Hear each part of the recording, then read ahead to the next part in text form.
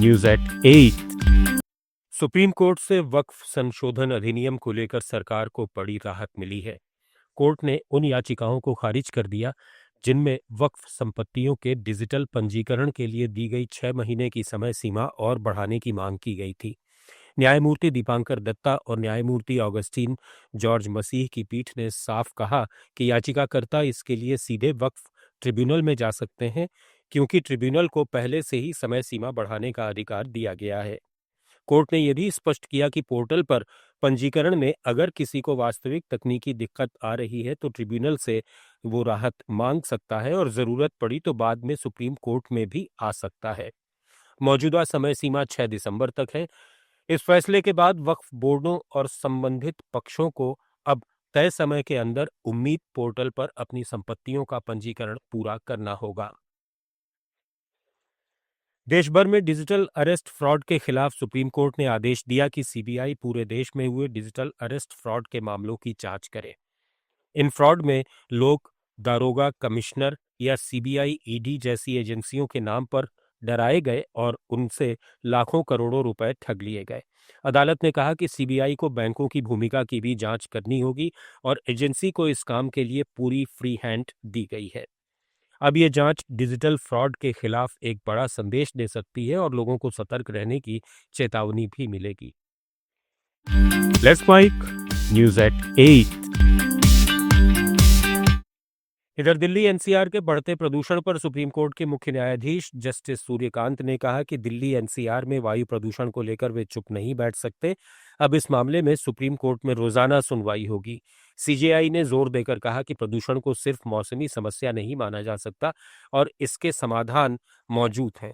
उन्होंने पूछा कि CAQM का शॉर्ट टर्म प्लान क्या है और ये सिर्फ कागजों में ही तो नहीं है। एडिशनल सॉलिसिटर जनरल ऐश्वर्य भाटी ने बताया कि कमीशन ने हर राज्य सरकार के साथ मिलकर एक्शन प्लान तैयार किया है। सीजेआई ने कहा कि इसे लागू करना जरूरी है। पराली जलाने और अन्य कारणों पर भी ध्यान देने की जरूरत है। सीजेआई ने निर्देश दिया कि 1 हफ्ते के अंदर प्रदूषण के दूसरे कारकों पर किए गए उपायों की डिटेल्ड रिपोर्ट कोर्ट में पेश की जाए। ऑपरेशन सिंदूर को लेकर सीमा सुरक्षा बल ने बड़ा खुलासा किया है।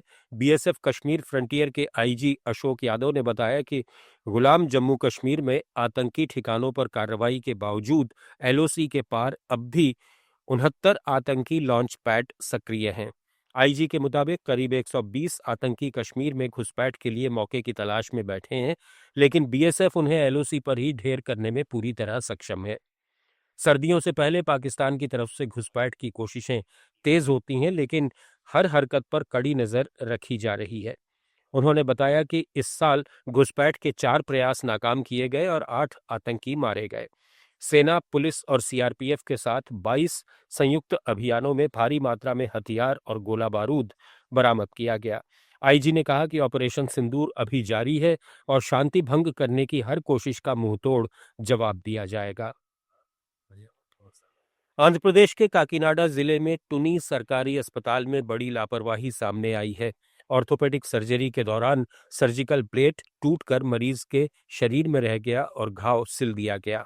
दर्द बढ़ने पर एक्सरे से ब्लेड का पता चला। स्वास्थ्य मंत्री सत्य कुमार यादव के सख्त निर्देश पर ऑर्थोपेडिक सर्जन डॉक्टर सत्य सागर और स्टाफ नर्स पद्मावती को तत्काल निलंबित कर दिया गया है। विभाग ने सभी अस्पतालों को चेतावनी दी है कि सर्जरी में ऐसी गलती दोबारा न हो, अन्यथा कड़ी कार्रवाई होगी।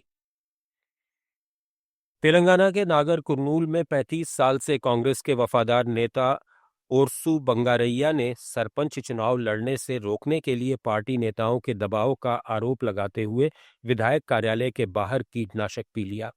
पिछड़े वर्ग के इस नेता का कहना है कि स्थानीय विधायक सहित कुछ नेताओं ने उन्हें टिकट नहीं देने और नए उम्मीदवार को थोपने की कोशिश की। गंभीर हालत में अस्पताल में भर्ती बंगारैया ने वीडियो में कहा कि पार्टी में वफादार कार्यकर्ताओं के साथ अन्याय हो रहा है। उनकी पत्नी ने भी बताया कि उनके समर्थकों को भी प्रभावित किया गया, जबकि बंगारैया को कोई सम्मान नहीं मिला। न्यूज एट 8 में फिलहाल इतना ही। बने रहिए लेट्स माइक के साथ। आप सुन रहे थे let's mic more than radio.